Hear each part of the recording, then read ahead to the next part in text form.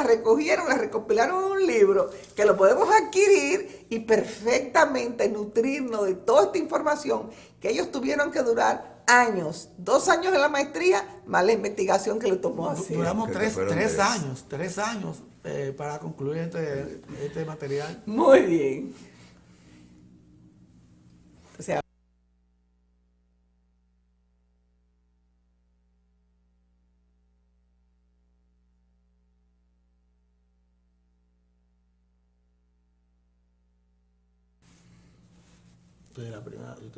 bien, vamos a ver. No sé si tú, Amado o Roberto, quieran seguir hablándome. Roberto ya habló de que metodología. Decía que el método es el camino, es la vía en que tomamos para pues llegar a un objetivo que es enseñar algo. Que no debemos confundir método con libro de texto, que es, aun cuando la gente lo usa indistintamente, pero si estamos hablando como profesionales del área, pues debemos decir libro de texto. Y además de eso, quedó en el tintero la metodología. ¿Qué es entonces la metodología? Muy bien. En un primer momento vamos a hablar de lo que es la expresión discreta de cada profesión. Nosotros como maestros tenemos un conjunto de lenguas, de expresiones que son propias, como ya tú decías, del profesional, del que tiene la vocación para dedicarse a esa área, para poderlo entender. O sea, Por que ejemplo, si tú eres abogado, hay una serie de palabras que son propias de la actividad del derecho, si eres médico, y si eres profesional de la educación, también tienes que tener una. Técnicas del área. Hay expresiones que son técnicas y por eso merecen unas explicaciones. Por ejemplo, también existe lo que es el enfoque. Pero antes de explicar lo que es el enfoque, vamos directamente a la pregunta de lo que es metodología. Pues bien, metodología son las diferentes formas que el maestro emplea en el salón de clase para socializar los conocimientos con sus estudiantes. En el caso nuestro, ¿qué es lo que el maestro va a socializar? El maestro va a socializar lo que son las lenguas extranjeras. Y hablando específicamente, como tú eres del área de francés, pues esos maestros van a socializar la lengua francesa en sus diferentes vertientes, en lo que es la política, la economía, la cultura, las expresiones, la escritura, el habla.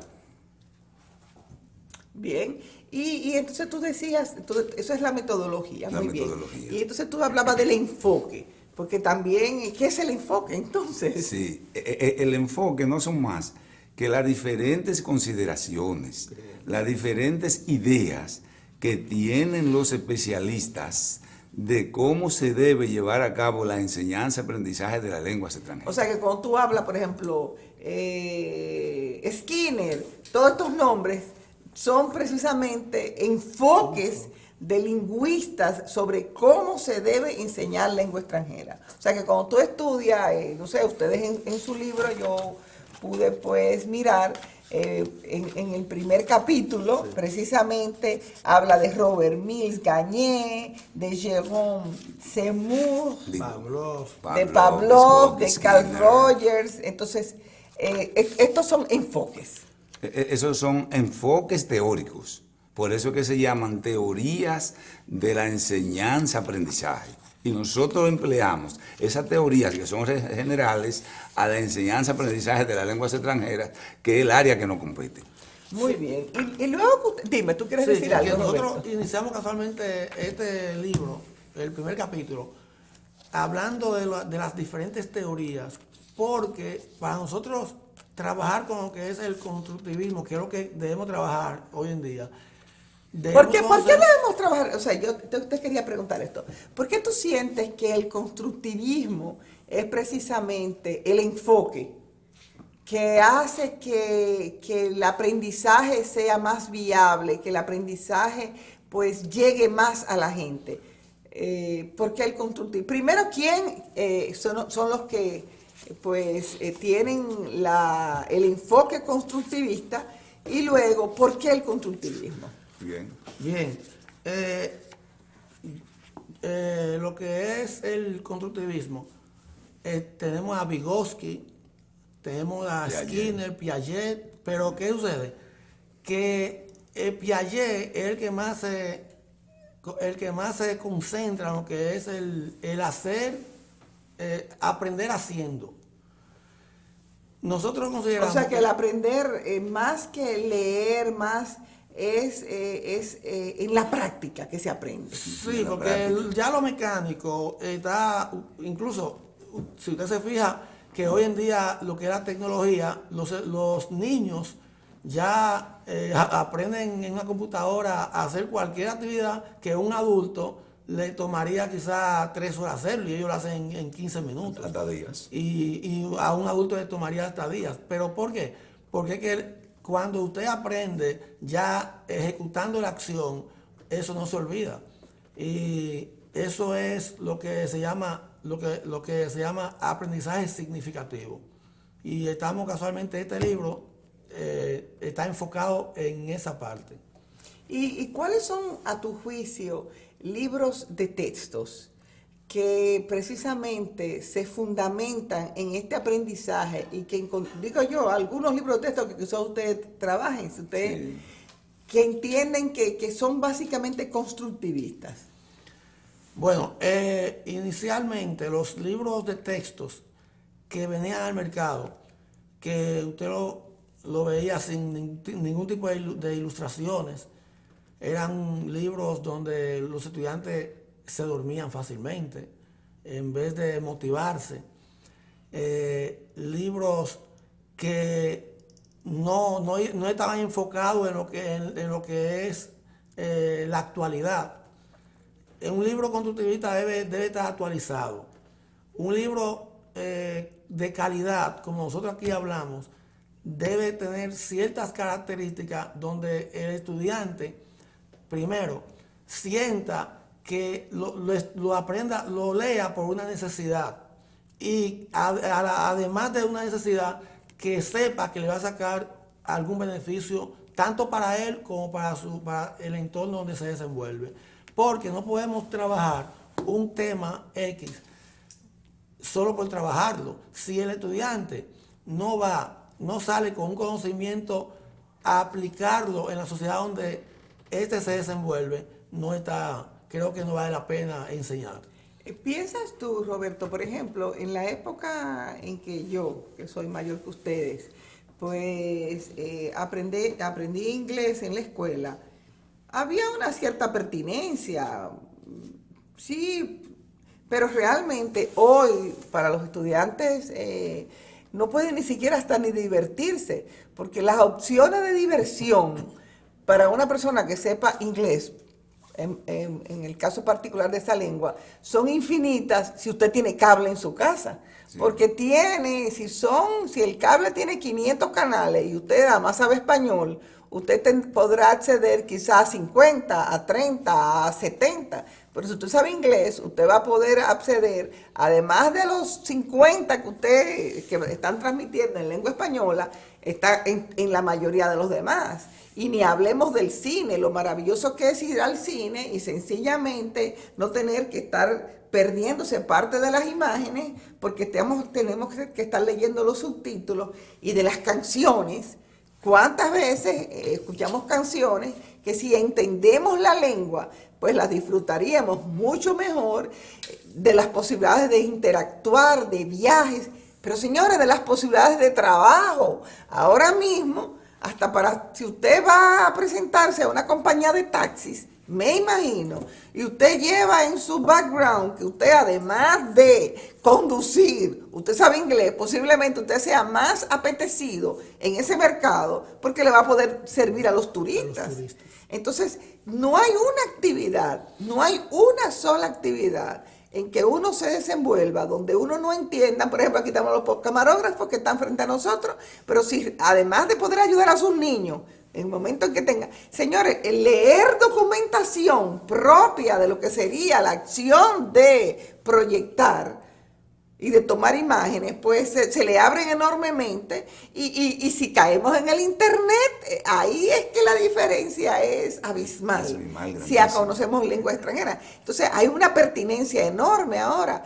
¿no piensas tú que, por qué entonces, a pesar de eso, a pesar de esa pertinencia, todavía persiste que a la mayoría de los liceos los estudiantes salgan sin aprender, con esa necesidad infinita que hay de aprender, que los estudiantes deben estar conscientes? ¿O es que quizás los padres y los profesores no hacen conscientes a los estudiantes de esa necesidad? Sí, nosotros en el libro incluso hablamos sobre qué tan importante es el área, y no tanto el área de lenguas extranjeras, cualquier área que un docente quiera trabajar, tenga que trabajar, debe en primer lugar importantizar su área y hacerle ver a sus estudiantes qué tan relevante es su asignatura dependiendo del área donde estos se vayan a desenvolver en un mañana. Por ejemplo, un estudiante que quiera trabajar o que quiera estudiar en estudios superiores, turismo, si no le gusta el inglés, francés, las lenguas extranjeras en sentido general, no creo que vaya a ser un buen trabajo, porque eso debe ser un asunto de motivación, de gusto. Pero aparte de eso, un estudiante que quiera estudiar ingeniería, si no está motivado para trabajar, para estudiar bien lo que son las matemáticas, no se va a dar un buen ingeniero, ya que tiene un vínculo directo con esa asignatura. Entonces, lo que decimos es que cada docente lo primero que debe hacer al trabajar con un grupo es importantizar su área. Y él mismo, señor, entender que la educación no termina nunca. ¿Cuánta gente realmente coge inglés en un instituto o coge inglés en la misma UAS, se hace licenciado y con ese diploma de licenciado obtiene un trabajo en un liceo, en una escuela, en un instituto, y si se queda allí con eso que aprendió y lo cierra como un libro y lo conserva aquí, pues sencillamente tiene unas competencias, pero poco a poco esas competencias se van quedando reduciendo, limitándose, si usted no entiende que usted tiene que permanentemente. Entonces yo quiero que ustedes, con este libro que es tan motivador para las personas que están estudiando, ¿qué ustedes le aconsejan al Ministerio de Educación? Porque todavía cada día nosotros como profesores de idioma nos llegan a los institutos, nos llegan cuánta gente con unas limitaciones enormes que cursaron 5 años de inglés, 5 años de francés en los centros educativos. Entonces, ¿qué es lo que ha faltado al Ministerio de Educación inyectar para que realmente el aprendizaje de 5 años de una lengua extranjera se traduzca en una competencia comunicativa por lo menos aceptable? Sí, es bueno citar 2 puntitos.